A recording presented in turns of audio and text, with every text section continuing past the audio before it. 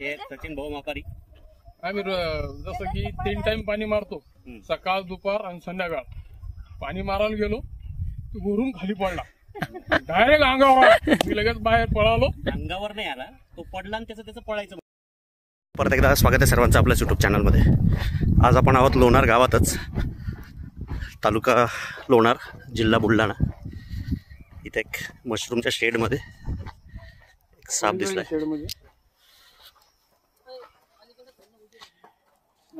कुठून आहे? पुलीकडे शेडमध्ये पाणी मारायसाठी आलो. मशरूमचा प्लांट आहे. केवढा घे? हा चांगला रट्टेल. कुठं दिसला? कुठं होता? तिथं कोपऱ्यात, त्या कोपऱ्यात.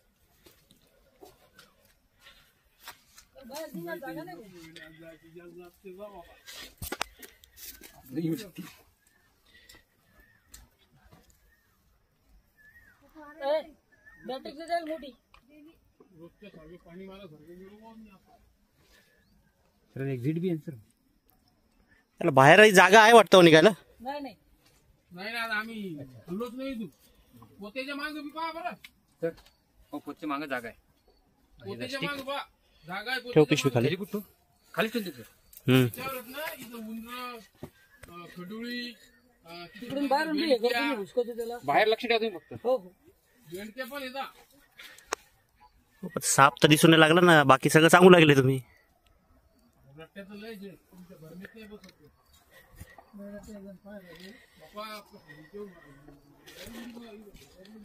वरती बघा, वरती भावा.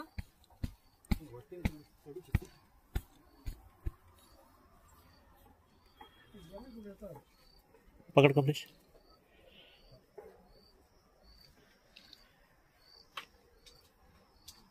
हालचाल तर कुठंच काही दिसा ना.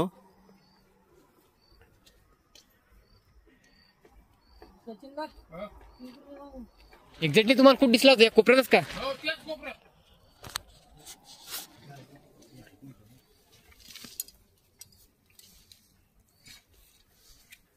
नळीची तर पडत आहे ना, तेच कोपऱ्यात. वरून खाली पडत. हो त्या वरच्या कोपऱ्यातून खाली पडला. अच्छा, वरतून खाली पडला.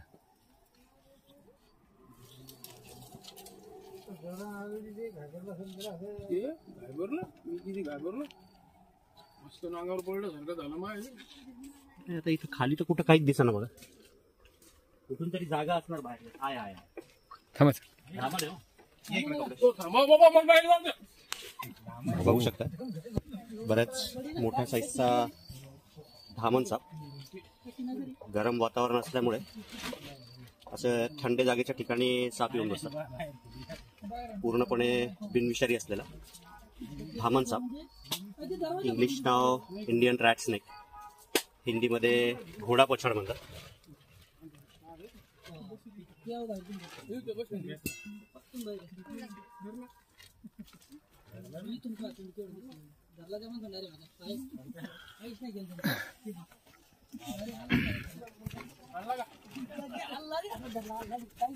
हो पुढे चांगलाच मोठ्या साईजचा. वातावरण गरम झालेलं असल्यामुळे साप असे थंड जागेच्या ठिकाणी येऊन बसतात. हो दादा, एक जण या बरं मध्ये इकडे.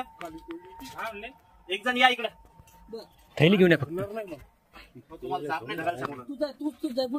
तिकडून जाऊ, तिकडून जाऊन थैली घेऊन या फक्त.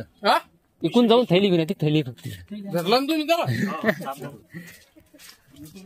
बाहेर आणलं सर त्याला. पक्की धराव काका. अंगावर पडली लागला. चला बाई, येतच नाही आता. काहीच नाही करत, कसं नाही आता. काहीच नाही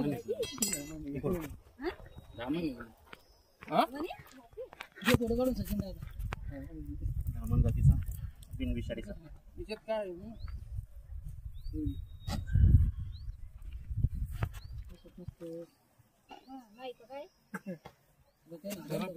तुमच्या समोर आहे ना. मग काही कपडा आम्ही काय रोजच्या सारखं पाणी मारायला गेलो आत. त्यांना घे. हे सचिन भाऊ मापारी. आम्ही जसं की 3 टाइम पाणी मारतो, सकाळ दुपार आणि संध्याकाळ.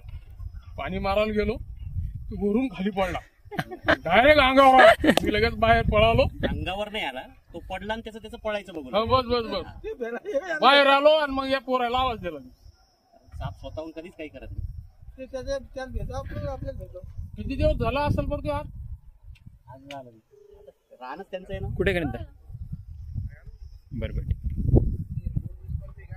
शेत म्हणल्यावर राहणार पण चालू. अरे एवढा काय घाबरू लागला. फोन लावतो मी, आम्ही इथंच होतो म्हणून म्हणलं फोन लावला. नॉर्मल बोलताय ना. गावातच आहे आम्ही म्हणून म्हणलो. अरे ठोका टाकला का रे. नाही लावतो. काहीच नाही, वरून खाली पडला बंद. थोडस तुम्ही जर आले नसते तर त्याचं कांड 100% होतं. आमच्या माणसाने दांडी उचलली होती म्हणून तुम्हाला फोन लावला. मी आलो जाऊ दे. आता सगळ्यात महत्वाची गोष्ट म्हणजे असे साप राहिले पाहिजे. आता हा बिनविषारी साप आहे. हा साप पकडून गेला आणि इथले जे काही तुमच्या आता बेंडकोळ्या म्हणा, उंदरं म्हणा, हे खायला जर विषारी साप आला आणि त्यांनी जर दणका दिला कसं होईल. त्याच्यामुळे मी असा तुम्हाला सल्ला देईल की ह्या सापाला सोडून देऊ आपण इथंच का? हा, बाहेर मोकळ्यात सोडून देऊ त्याला.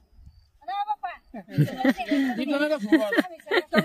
सरोवराकडे गेले ना, सरोवरातच सोडतो. सरोवरात आजाद करून द्यायचं.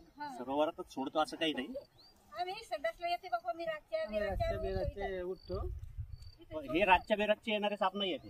हा दिवसा फिरणारा साप आहे.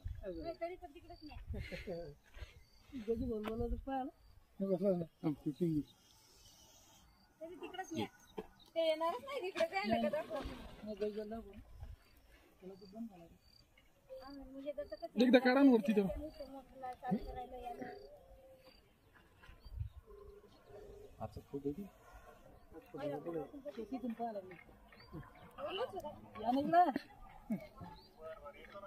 पाव नाही धरले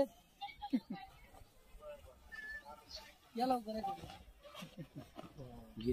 झालाय सुरक्षित रेस्क्यू आणि त्यांचा कन्सर्न घेतला. इथं सोडायला तयार नाहीये, त्यामुळे मानवी वस्तीपासून दूर नैसर्गिक अधिवासात त्याला तिथे सोडून दिलं.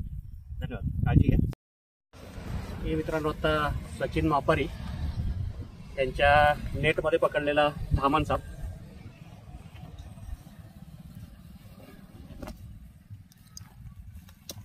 बराच मोठ्या साईजचा, जे त्यांच्या मशरूमचा जो प्लांट होता त्यामध्ये निघाला होता. थोडासा काठीवर आल्यासारखाही दिसतंय. पूर्णपणे बिनविषारी असलेला रॅट स्नेक, धामण, हिंदीमध्ये घोडापछाड. सगळ्यात जास्त उंदरं खाऊन शेतकऱ्यांची मदत करणारा साप. आतमध्ये एकदम थंड वातावरण होतं, तिथं बसलेला होता. ॲक्च्युली त्यांनी तर असं सांगितलं की तो वरतून पडला म्हणून. आतमध्ये ते पाणी टाकत असतानाच अचानक त्यांना वरतून पडलेला दिसला.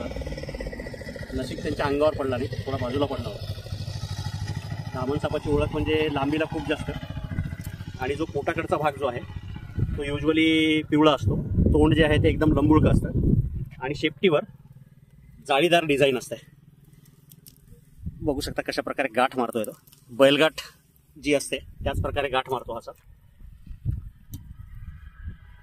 लांबीला चांगलाच मोठा होणारा, पण ह्याच्या साईजमुळेच लोक घाबरून ह्या सापाला मारून टाकतात. देऊयात सोडून.